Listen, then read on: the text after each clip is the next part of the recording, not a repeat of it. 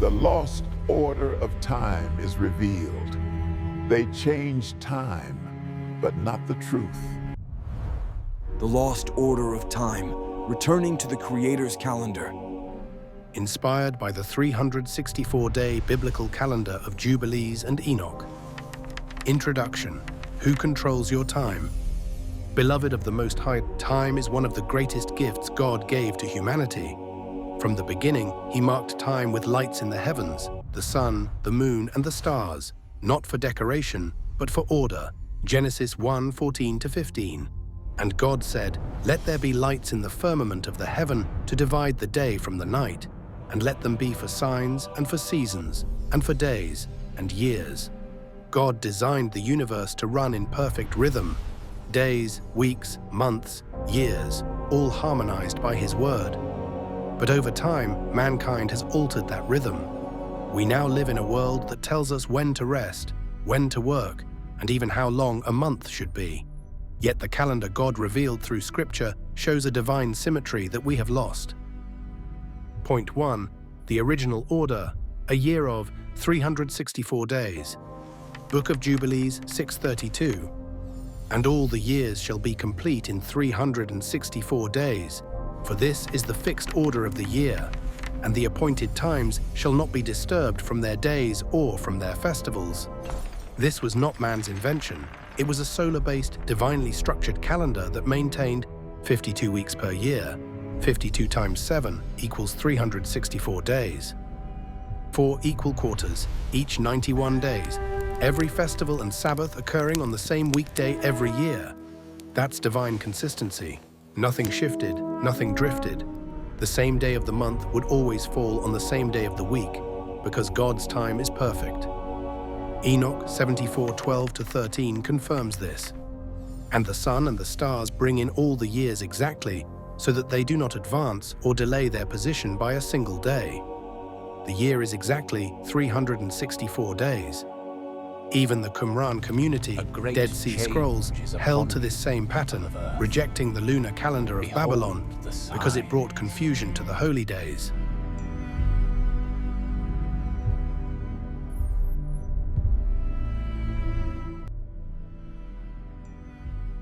Now, beloved, let's open our eyes a little wider. If we take that same divine year of 364 days and divide it evenly, we find that it makes 13 months of 28 days each. 13 times 28 equals 364. Every month would have exactly 4 weeks, no missing days, no uneven months. Each season would begin and end in balance, God's time perfectly rhythmic. That means month 1, 28 days, month 2, 28 days, and so on until month 13, 28 days. Then one extra year day, a holy completion day, that does not belong to any month or week, often called the Day of Renewal or the Year Sabbath. Many ancient calendars reflected this same idea. In Enoch's writings and in the Dead Sea Scrolls, time was arranged in 13 equal periods, so that every Sabbath, feast, and season fell on the same weekday year after year. It's the only system where every month mirrors the same pattern, a prophetic image of heaven's order. Some scholars call this the perfect year of God. 13 times 4 weeks, every week ending with rest, every year closing with worship. So when we talk about the 364-day year, we're also talking about 13 months of 28 days. The pattern of divine completion, 12 for government, the 13th for sanctification. Historical background of the 13-month, 28-day year. In the Book of Jubilees and related Enochian writings, as found among the Dead Sea Scrolls, the year was understood as 364 days, 4 equal quarters of 91 days. 13 times 28 equals 364. But when you express it symbolically, it also equals 13 equal months of 28 days, representing perfect symmetry. Outside of Israel, ancient peoples such as the Egyptians, Celts, Mayans, and Hebrews of Qumran also used 13-month calendars, often lunar-solar, before the Roman 12-month system took over. Did they have month names? In the Hebrew scriptures, the original months didn't have modern names, only numbers, e.g. the first month, the second month, etc. Later, during the Babylonian exile, the Jews adopted Babylonian month names such as Nisan, Iyar, Sivan, Tammuz, Av, Elul, Tishri, Marcheshvan, Kislev, Tevet, Shevat, Adar, and in leap years, Adar 2, the 13th month. So technically, yes, the 13th month had a name, but it came after exile, not from the divine order of Jubilees. In the original creation calendar, the months were simply called first month, 13th month, each beginning on the same weekday every year. The 13 months of the Creator's year. Now, beloved, let's take a closer look at the 13 months of the Creator's divine year. A perfect circle of time made of equal rhythm and holy order. Each month carries 28 days, 4 full weeks, and together they form 364 days, the complete and balanced year of the Most High. Listen carefully as we walk through them one by one, each month reflecting a moment of creation, a message for our own journey. Month 1, light and beginning. God said, "Let there be light." This is the month of renewal and divine order, the start of all things. Month 2, formation and waters. The Creator separated the waters above from the waters below. It is the month of cleansing, foundation, and preparation. Month 3, fruitfulness. The earth brings forth vegetation and seed, a season of growth, provision, and thanksgiving. Month 4, governing lights. The sun, moon, and stars take their places, a time of direction, authority, and clarity. The signs in the heavens. Month 5, living creatures of sea and sky. Life begins to move and fill the waters and the air. This is the month of movement, breath, and calling. Month 6, man created. God formed humanity in his image and gave dominion, a month of purpose, responsibility, and stewardship. Month 7, rest and completion. God blessed the 7th day and made it holy. This month carries the heartbeat of Sabbath, covenant rest and restoration. A great change. Month 8, upon you, new beginnings. Son of Earth. After rest comes grace. Behold the It's the month of sign. second chances, fresh mercy, and open doors. Month 9, seed and harvest. What was planted now bears fruit, a month of reaping, reward, and gratitude. Month 10, testing and refining. Like gold in fire, we are purified. A time of endurance, discipline, and spiritual sharpening. Month 11, insight and revelation. The heavens declare hidden wisdom. This is the month of vision, discernment, and divine understanding. Month 12, preparation for renewal. The year nears its close, a month for reflection, obedience, and readiness for the next cycle. Month 13, consecration and renewal. The circle is complete. This is the year day, outside of weeks and months. A holy day of rejoicing, rededication, and resetting the divine clock.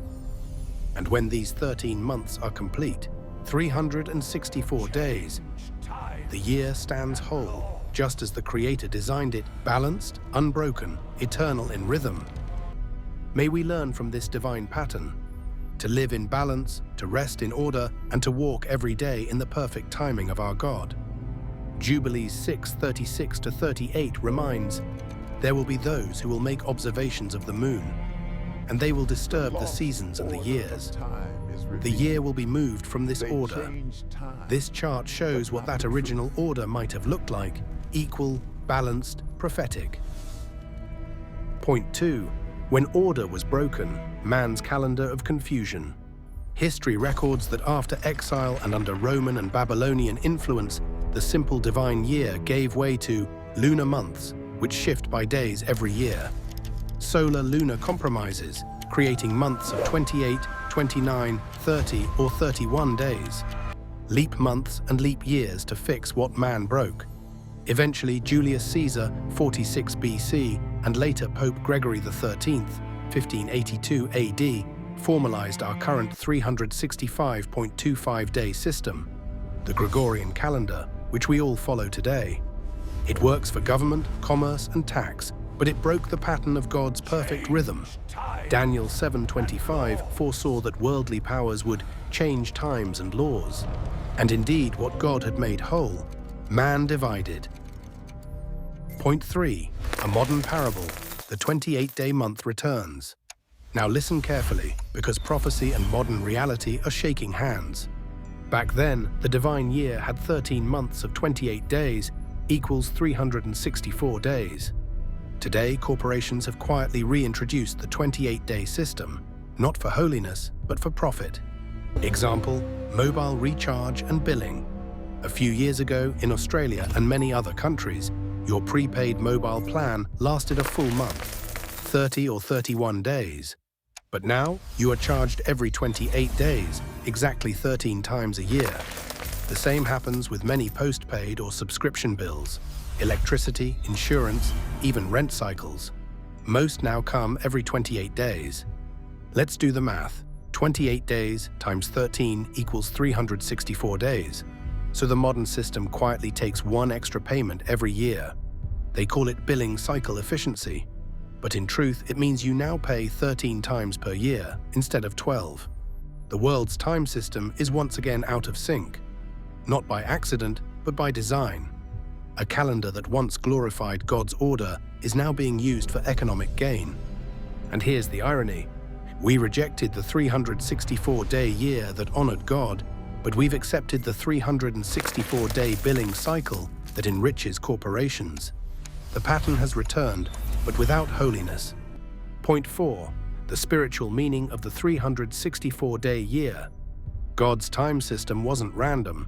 It reflected his nature, perfect order, 52 weeks, each with Sabbath rest. Equal balance, 13 times 28 days, symmetry in creation. Unchanging rhythm, each feast in its proper season. Jubilees 6:38-39. There will be those who will make observations of the moon, and they will disturb the seasons and the years, for they will corrupt the law and change all the seasons of the year. The author of Jubilees warns that when man follows a corrupted calendar, he loses alignment with the feasts and seasons of God. That's not superstition, it's spiritual truth. Because our spiritual lives also lose rhythm when we disconnect from divine timing. Point 5. The lesson, align your life with God's seasons. And the Word became flesh, dwelling among us, full of grace and truth. This is not about throwing away your calendar. It's about asking, who determines my rhythm, the world or the Word? God's time calls for Sabbath, rest and worship weekly. God's seasons call for renewal, the feast rhythm of remembering, repenting, rejoicing. God's numbering of days calls for wisdom. As Moses said, Psalm 90:12, teach us to number our days that we may gain a heart of wisdom. When you live in divine rhythm, anxiety reduces, order returns, purpose is restored. Point 6. Historical confirmations. Even outside scripture, ancient calendars show similar patterns. Egyptians, Mayans, and Druids once kept 13 months of 28 days. The Enochian community held the 364-day year as sacred. Babylonian systems introduced 12 irregular months, shifting days, breaking divine alignment. 1 Maccabees 154-59 records how, during Antiochus's rule, pagan kings set up abominations and changed holy days. Another echo of changing times.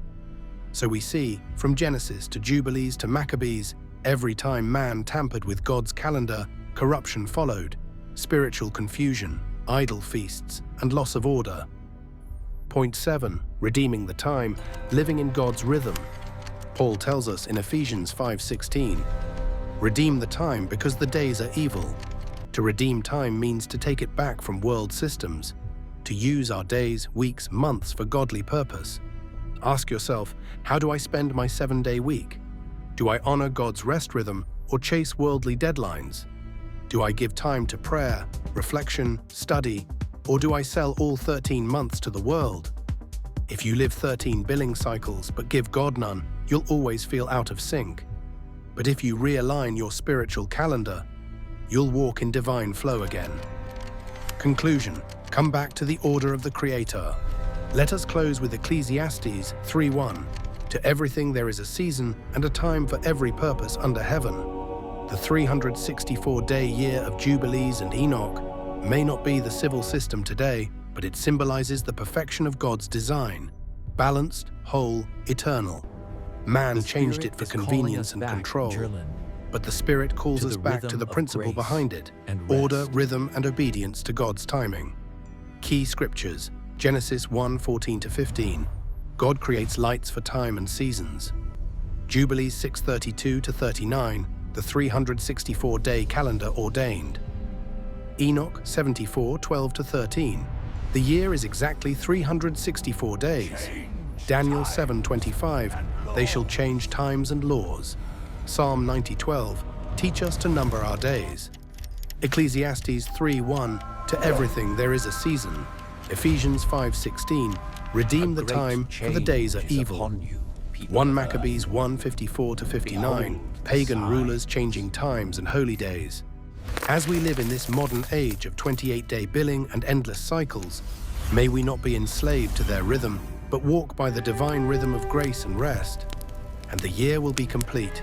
Jubilees 6:32. So let your life be complete, not by man's measure of months, but by God's measure of obedience.